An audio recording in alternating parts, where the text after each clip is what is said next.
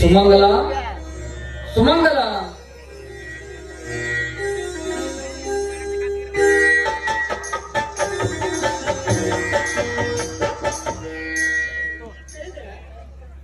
ನಮ್ಮ ಹಳ್ಳಿಯ ವೀರೇಶ್ ಬಂದಿದ್ದಾನ? ಕಾವೇರಿ ಕರ್ಕೊಂಡು ಬಂದಿದ್ದಾನೆ, ಒಳಗೆ ಇದ್ದಾರೆ. ಹೋಗ್ಬೇಕಾ? ಬೇಡ ಬೇಡ, ಅವರಿಬ್ಬರ ಮದುವೆ ವಿಚಾರ ಮಾತನಾಡಬೇಕಲ್ಲ. ಅವರಿಬ್ಬರು ಚಿಕ್ಕವರಿದ್ದಾಗ ಮುಂದೆ ನೀವೇ ಗಂಡ ಹೆಂಡತಿ ಎಂದು ನಮ್ಮ ಹಿರಿಯದೇನೋ ಹೆಸರಿಟ್ಟು ಹೋದರು. ಆದರೆ ಈಗ ವೀರೇಶ ಅಪ್ರಾಪ್ತ ವಯಸ್ಸಿನ ಯುವಕ, ಮೇಲಾಗಿ ಸರ್ಕಾರಿ ನೌಕರಿಸ್ತ. ಹೀಗಿರುವಾಗ ಅವನ ಆಸೆ ಅಭಿಲಾಷ ಅಭಿಪ್ರಾಯ ಕೇಳೋದು ಒಳ್ಳೆಯದಲ್ಲವೇ? ಅವನು ಮನಸಾರೆ ಒಪ್ಪುಕೊಂಡರೆ ನಮ್ಮ ಕಾಳೊಂದಿಗೆ ಮದುವೆ ಮಾಡೋಣ. ವೀರೇಶ ಬೇರೆ ಯಾರು ಅಲ್ಲ, ನನ್ನ ತಾಯಿಯ ತಮ್ಮ. ವೀರೇಶನ ಒಂದು ಮಾತು ಕೇಳಿದ್ರಾಯ್ತು ಸುಮ್ಮನೆ. ಮಾವ, ಈ ಮಾತು ನನಗೆ ಕೇಳಬೇಕೇ ನೀವು? ಇಲ್ಲ ಮಾವ, ನನ್ನ ಸರ್ವ ಬೆಳವಣಿಗೆಗೆ ನೀವೇ ಕಾರಣರಾಗಿರುವಾಗ ನಾನು ನಿಮ್ಮ ಮಾತನ್ನು ಮೀರಬಹುದು. ಮಾವ, ನಾನು ಚಿಕ್ಕವನಿರುವಾಗ ನನ್ನ ತಂದೆ ತಾಯಿ ತೀರಿ ಹೋದರು. ಅಲ್ಲಿಂದ ಇಲ್ಲಿಯವರೆಗೂ ನನಗೆ ವಿದ್ಯೆ ಕಲಿಸಿ ಬುದ್ಧಿ ಹೇಳಿ ಸರ್ಕಾರಿ ಉದ್ಯೋಗ ಕೊಡಿಸಿದ್ದೀರಿ. ನಿಮ್ಮ ಈ ಉಪಕಾರವನ್ನು ನಾನು ಯಾವ ಜನ್ಮದಲ್ಲಿಯೂ ಮರೆಯಲಾರೆ. ಮಾವ, ನಾನು ಕಾವೇರನ್ನ ಮನಸಾರೆ ಪ್ರೀತಿಸುತ್ತಿದ್ದೇನೆ. ನನ್ನ ಜೀವನದಲ್ಲಿ ನಾನು ಮದುವೆ ಆಗುವುದಾದರೆ ಅದು ಕಾವೇರನ್ನು. ಇದು ಸತ್ಯ ಮಾವ. ವೀರೇಶ, ನಿಜವಾದ ಮಾನವೀಯತೆಯ ಮನುಷ್ಯನೆಂದರೆ ನೀನೇ ಕಣೆಯ. ನಿನ್ನನ್ನು ನನ್ನ ಸೋದರ ಅಂತ ಹೇಳುವುದಕ್ಕೆ ನನಗೆ ತುಂಬಾ ಹೆಮ್ಮೆಯಾಗುತ್ತದೆ. ಆಗ ಈಗ ನಮ್ಮ ಮಾತಂಗಿ ನಿನ್ನ ಅಭಿಪ್ರಾಯ? ಹೇ ಕಾವ್ಯ, ನಿನ್ನ ಮಾವನನ್ನ ಮದುವೆ ಆಗೋದಕ್ಕೆ ನನಗೆ ಮನಸ್ಸಿದೆ ತಾನೆ? ಅದೇ ನನಗೂ ಮಾವನ ಜೊತೆ ಮದುವೆ ಆಗೋದಕ್ಕೆ ಕೇಳಿದ್ರ ಅವಳ ಮಾತನ್ನ? ಆದಷ್ಟು ಬೇಗನೆ ಮದುವೆನ ಮಾಡಿ ಇದೇ ಸಂತೋಷದಲ್ಲಿ ಮತ್ತಿನ್ನೇನ್ ಮಾಡ್ಬೇಕು? ಏನ್ ಮಾಡ್ಬೇಕು? ಹಾಡು ಹೇಳ್ಬೇಕು.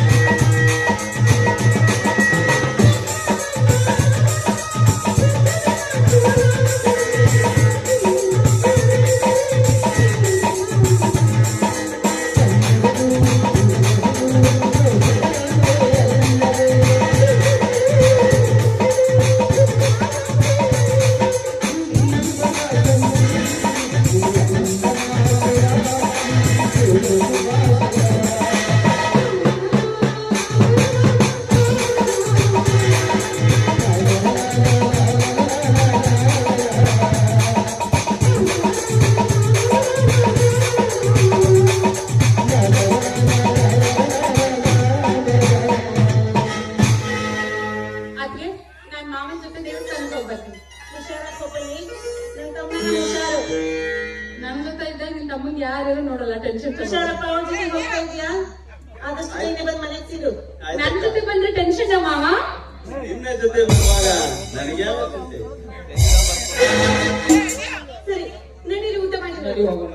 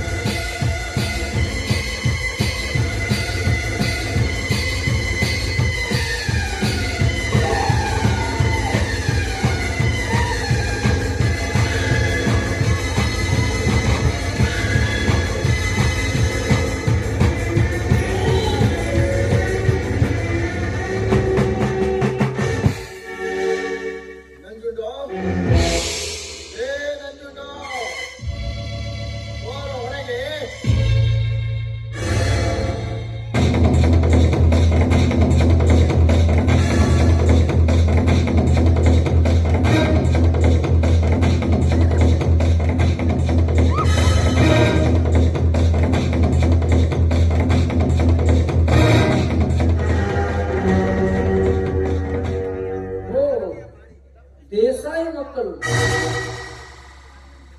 ಸುತ್ತು 40 ಹಳ್ಳಿಗೆ ಹೆಸರುವಾಸಿಯಾದ ದೊಡ್ಡಪ್ಪ ದೇಸಾಯಿ. ನಿಮ್ಮಪ್ಪ ಸಾವಿರಾರು ಎಕರೆ ಭೂಮಿಯ ಸರದಾರರು. ತಲತಲಾಂತರದಿಂದ ಈ ನಾಡಗೌಡನ ಮನೆತನದ ಮೇಲೆ ವಿರುದ್ಧ ವೈರತ್ವವನ್ನೇ ಸಾಧಿಸಿಕೊಂಡು ಬಂದವರು ದೇಸಾಯಿ ಮನೆತನದ ಮಕ್ಕಳು ನೀವು. ಸಾಯವರಿಗೂ ಈ ನಾಡಗೌಡನ ಮನೆತನದ ಮೆಟ್ಟಿಲು ತುಳಿಯುವುದಿಲ್ಲಂತ 10 ವರ್ಷಗಳ ಹಿಂದೆ ಒಪ್ಪಂದವನ್ನು ಮಾಡಿಕೊಂಡು ಹೋದವರು. ಆದರೆ ಇವತ್ತು ಮಾತಿನ ಮರ್ಯಾದೆಯನ್ನು ಮರೆತು ಇದೇ ನಾಡಗೌಡನ ಮನೆ ಅಂಗಳದಲ್ಲಿ ಬಂದು ನಿಂತಿವೆಯಲ್ಲ.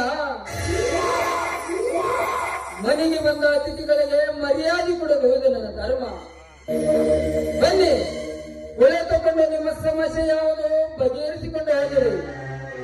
ಸುಮಂಗಲ, ಸುಮಂಗಲ, 4 ಗ್ಲಾಸ್ ಹಾಲು ತೆಗೆದುಕೊಂಡು ಬಾ.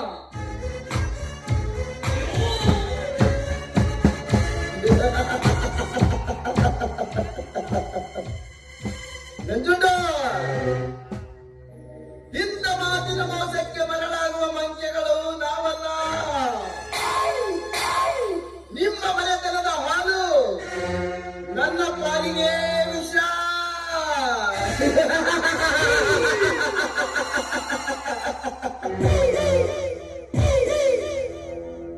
ಮಾತಿನ ಒಪ್ಪಂದ ಮುರಿದು ನಿಮ್ಮ ಮನೆಯ ಮೆಟ್ಟಿಲು ತುಳಿದು ನಿಮ್ಮಿಂದ ಮರ್ಯಾದೆ ಪಡೆದುಕೊಂಡು ಹೋಗುವುದಕ್ಕಾಗಿ ನಾವು ಇಲ್ಲಿವರೆಗೆ ಬಂದಿಲ್ಲ.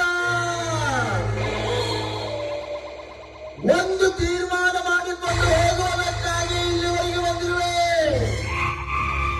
ಹೇಳಿ, ಯಾವುದು ನಿಮ್ಮ ತೀರ್ಮಾನ?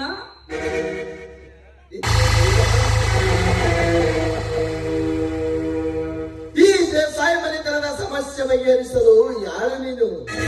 ನೀನೇನು ನಮ್ಮ ಪಾಲಿನ ನ್ಯಾಯಾಧೀಶನೇ? ಆಡಳಿತ ಕಂಠ! ನಿನ್ನ ಮಾತು ಮುಂದುವರಿಸಬೇಡ. ನಾವು ಕೇಳಿದ ಪ್ರಶ್ನೆಗೆ ಅಷ್ಟೇ ಉತ್ತರ ಕೊಡು. ಸುತ್ತು 40 ಹಳ್ಳಿಯ ಜನರಿಗೆ ನ್ಯಾಯ ಹೇಳಲು ನೀನ್ಯಾರು? ಯಾರು ಕೊಟ್ಟರು ನಿನಗಿದು ಹಕ್ಕು?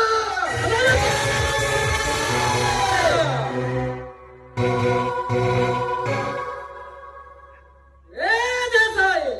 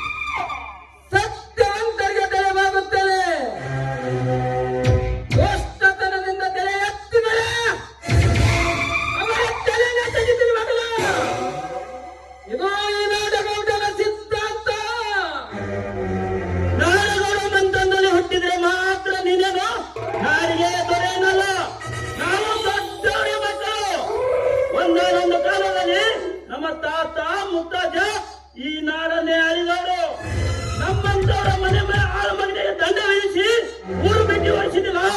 ಎಷ್ಟಿರ್ಬೇಕೋ ನಿನ್ನ ಮನೆಯಾಗಿ ಸೊಕ್ಕ? ಏನಿಲ್ಲ ಕಂಠ, ರಾಜಿಗೆ ಸ್ವಲ್ಪ ಹತೋಟಿ ಎಲೆಯಲ್ಲಿ 10 ಜನರ ನೆತ್ತಿಯ ಬರೆದು ತಿನ್ನೋನ ಮೈಯಲ್ಲಿ ಪಾಪದ ಅನ್ನ ತಿನ್ನೋನ ಮೈಯಲ್ಲಿ ಸೊಕ್ಕ ತಂಗಿರುತ್ತದೆ. ನನ್ನ ಮೈಯಲ್ಲಿ ಸೊಕ್ಕಲ್ಲ, ಶಕ್ತಿ ಶೂರತನ. ಕೊಂಡಿಗಿರುವ ನಿಮ್ಮತ್ತ 10 ಜನ ಗಂಡಸರು ಎವರಿಗೆ ಬಂದರು ಹೊಡೆದುರುಳಿಸುವ ಗಂಡನ ಗುಂಡಿಗಿರಂದುಂಡದ ಎದೆಯಿದೆ. ಯಾವ ಬಂದರಿಗೂ ಭಯಪಡುವ ಕಾರಣವಿಲ್ಲ.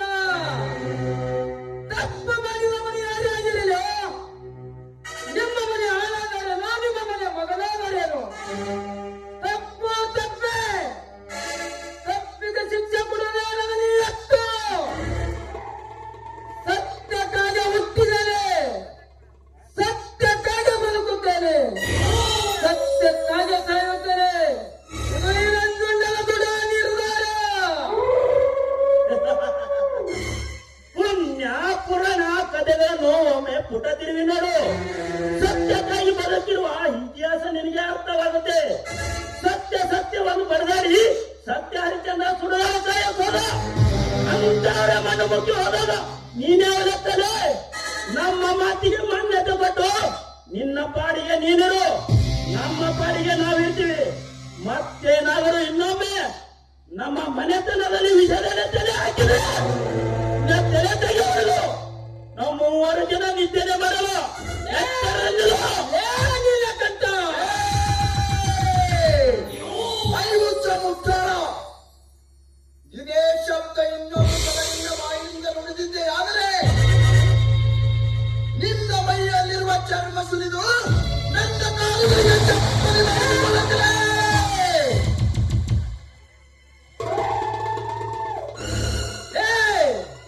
ಯಾರಾದರೂ ಒಂದು ಹೆಜ್ಜೆ ಮುಂದಿಟ್ಟಿದೆ ಆದರೆ ನಿಮ್ಮ ಕೈ ಕಾಲುಗಳನ್ನು ಕತ್ತರಿಸಿ ಬಿಡುತ್ತಿರುವ ಮಕ್ಕಳೇ.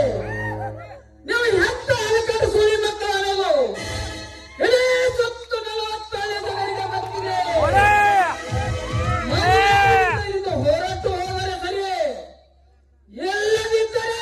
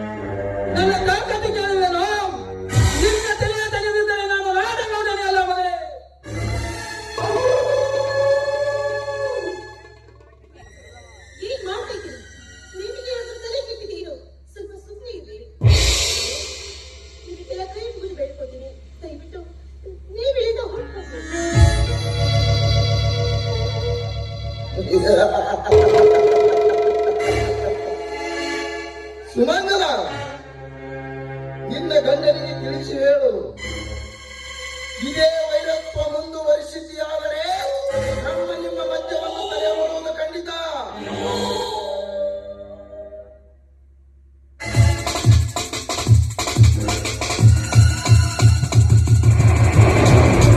ಹೇ ನಂಜುಂಡ, ಸ್ವಲ್ಪ ಎಚ್ಚರದಿಂದ ಇರು.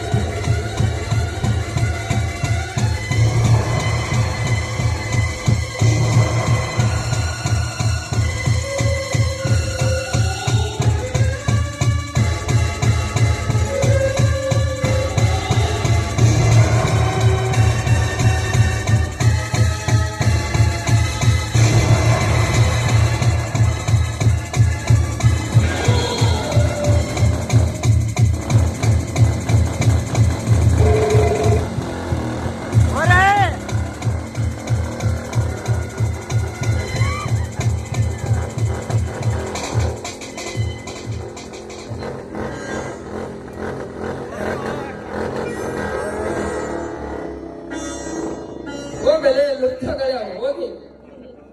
ಕೇಳಿದ್ದೀರ? ಅಂತ ದುರದೃಷ್ಟದ ಸಹವಾಸ ನಮ್ಮ ಹತ್ರ ಯಾಕೆ ಬೇಕು? ಅವರ ನೆಲಕ್ಕೆ ನನಗೆ ತುಂಬಾನೇ ಭಯವಾಗುತ್ತದೆ. ಏಕೆ ಸುಮ್ಮ ನಿನಗೆ ಭಯವೇ? ಸುಮ, ಗಂಡನೆಯ ಗುಂಡಿಗೆ ಈ ದಿನ ಗಂಡನಲ್ಲಿರುವಾಗ ನಿನಗೆ ಯಾವ ಗಂಡಾಂತರನು ಬರಲಾರದು. ಸುಮ, ಇಂಥ ಹುಚ್ಚು ನಾಯಿಗಳಿಗೆ ಹೆದರುವ ಹೇಳಿಯಲ್ಲ ಈ ನಂಜುಂಡ. ಸುಮಂಗಲ, ನಾನು ಸ್ವಲ್ಪ ತೋಟದ ಮನೆ ಕಡೆಗೆ ಹೋಗಿ ಬರುತ್ತೇನೆ. ಪಂಡಿತರು ಬಂದರೆ ಅಲ್ಲಿಗೆ ಬರಲು ಹೇಳು.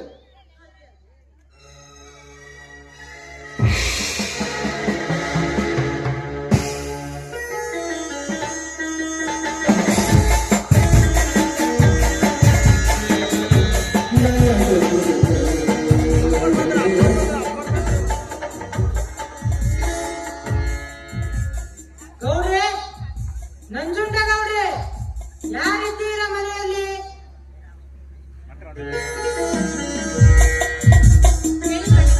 ಅಣ್ಣ ಮನೆಯಲ್ಲಿಲ್ಲ. ಏನ್ ವಿಷಯ?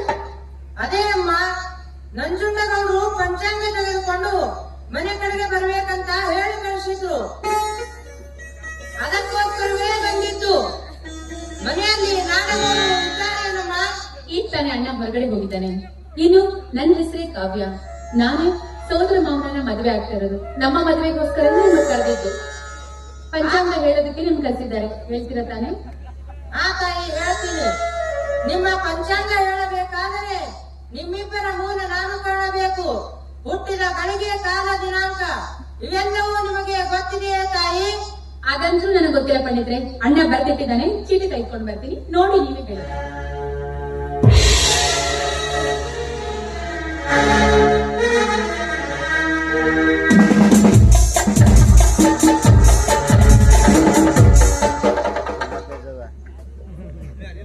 ತಾಯಿ, ನಾನು ಹೀಗೆ ಹೇಳ್ತೀನಂತ ನೀವು ಬೇಜಾರು ಮಾಡ್ಕೋಬೇಡಿ. ಹೇಳದೇ ಹೋದರೆ ಅದರ ಪಾಪ ನಮಗೆ ತಟ್ಟುತ್ತದೆ. ಇದ್ದದ್ದು ಇದ್ದ ಹಾಗೆ ಹೇಳಿ ಹೋಗಬೇಕು ಅನ್ನುವುದೇ ನಮ್ಮ ಧರ್ಮ. ನಿಮ್ಮ ಜಾತಕದಲ್ಲಿ ಹೇಳಿ ಪಂಡಿತ್ರೆ, ಪರವಾಗಿಲ್ಲ. ಯಾವ ವಿಷಯ? ನೋಡು ತಾಯಿ, ನಿಮ್ಮ ಜಾತಕದಲ್ಲಿ ನಿಮ್ಮ ಸೋದರ ಮಾವನನ್ನು ನೀವು ಮದುವೆಯಾದರೆ ಮದುವೆಯಾದ 3 ತಿಂಗಳಲ್ಲಿ ನಿಮ್ಮ ಸೋದರ ಮಾವ ಸತ್ತು ಹೋಗುತ್ತಾರೆ. ಇದೇನ್ ಪಂಡಿತ್ರೆ?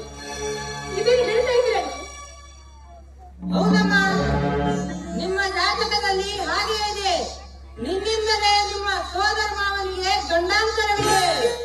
ಅಂದ್ರೆ ನಿಮ್ಮ ಮಾತಿನ ಅರ್ಥ ನಾನು ನನ್ನ ಮಾವನನ್ನ ಮದುವೆ ಆಗ್ಬಾರ್ದ? ನೋಡು ತಾಯಿ, ಆಗೋದು ಬಿಡೋದು ನಿಮಗೆ ಸಂಬಂಧಪಟ್ಟದ್ದು. ನೀನು ನಿಮ್ಮ ಸೋದರ ಮಾವನನ್ನು ಮದುವೆ ಆದರೆ ನಿಮ್ಮ ಸೋದರ ಮಾವನ ಸಾವು ನಿಶ್ಚಿತ. ದಯವಿಟ್ಟು ನನ್ನನ್ನು ಕ್ಷಮಿಸುವಿರಿ. ಬರ್ತೀನಿ ತಾಯಿ.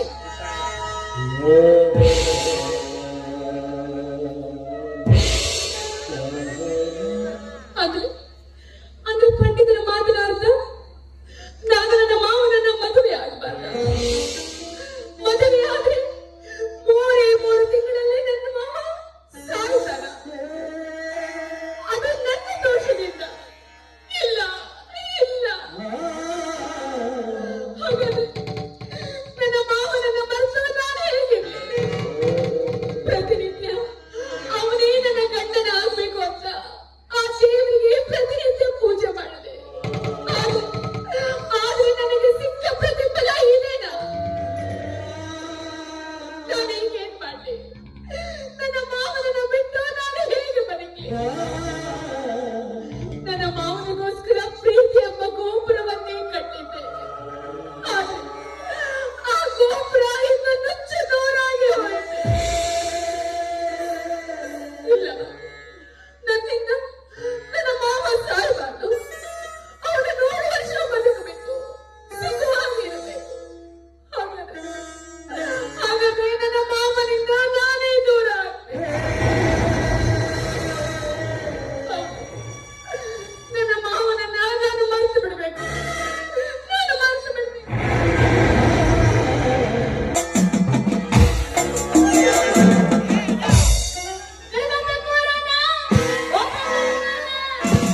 ಸುತ್ತಿ ಸುತ್ತಿ ಕಮಲಾಗ್ಯದ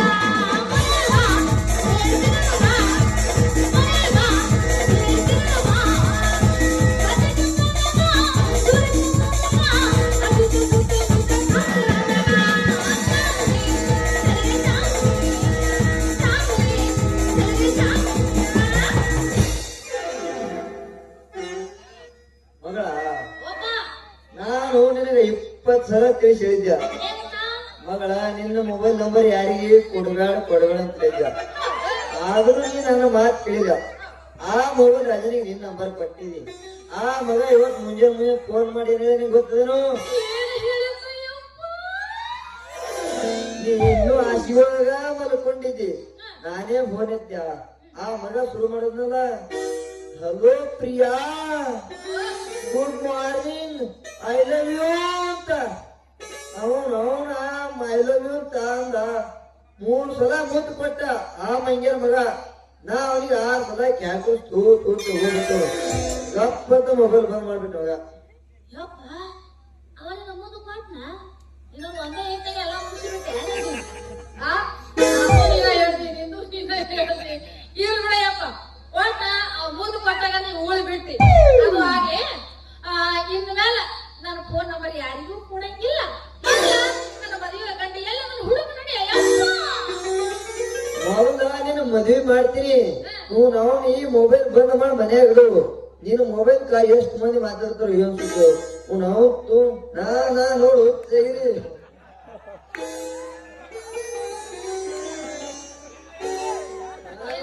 ನೋಡು ತೆಗಿರಿ. ನೀನು ಈ ಕೆಳಗ ಚೀಫ್ ಮಿನಿಸ್ಟರ್ ಅಷ್ಟು ಗೊತ್ತಿಲ್ಲ. ಆದ್ರೆ ನಿನಗೆ ಅಷ್ಟು ಅವ್ರ ಜೊತೆ ಏನ್ ಮಾತಾಡ್ತೀವಿ ಅವರಿಗೆ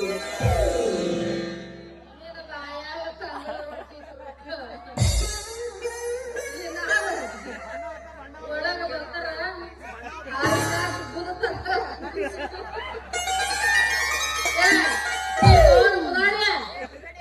ಸುದ್ದಿ ಬಿಡು. ಮೊದಲ ಮದುವೆ ಗಂಟು ನೋಡೋದ್ ನೋಡಿ ಎಲ್ಲರನ್ನ ದುಡ್ಕೋಗ ನಿನ್ನ ಗಂಡಾಗೋ ಬಂಡನ ಮಗ.